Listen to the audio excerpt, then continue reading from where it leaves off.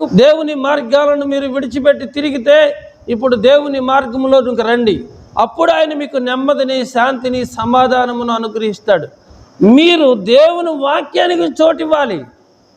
అప్పుడు మీకు నూతన హృదయాన్ని, నూతన బుద్ధిని దేవుడు మీకు అనుగ్రహించి రాబోయే నిత్య నరకము నుండి దేవుడు మిమ్మల్ని రక్షిస్తాడు.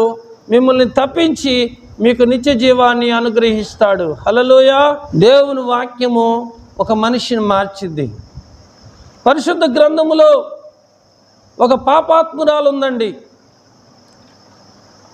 ఆమె యేసు ప్రభు వారి యొక్క జాడ తెలుసుకుంది. ఆయన ఎక్కడున్నాడని తెలుసుకొని యేసు ప్రభు వారి దగ్గరికి వెళ్ళి కన్నీళ్లతో ప్రభువారి యొక్క పాదాలను తడిపి తల వెంట్రుకలతో ప్రభు పాదాలు తుడిచిందట. ప్రభు ఆమె గురించి అన్నాడు, ఆమె విస్తారముగా పాపం చేసింది గనక నన్ను విస్తారముగా ప్రేమించింది. ఆమె చేసిన ప్రతి పాపాన్ని కూడా నేను తీసివేస్తున్నాను. ఆమెకు నూతన బుద్ధియు, నూతన హృదయాన్ని నేను ఆమెకు అనుగ్రహిస్తూ ఉన్నాను. అమ్మ, నువ్వు సమాధానం గలదానివై పొమ్ము అని ఆ పాపాత్మురాలతో ప్రభు చెప్పాడన్నమాట. భూమి మీద నువ్వు ఎన్ని సంవత్సరాలు బ్రతికినా ఒకరోజు చనిపోవాలి. చనిపోయిన నువ్వు వెళ్తే పాతాళానికన్నా వెళ్ళాలి, లేకపోతే పరలోకానికన్నా వెళ్ళాలి. మనం అనేక విషయాల్లో బలహీనమే.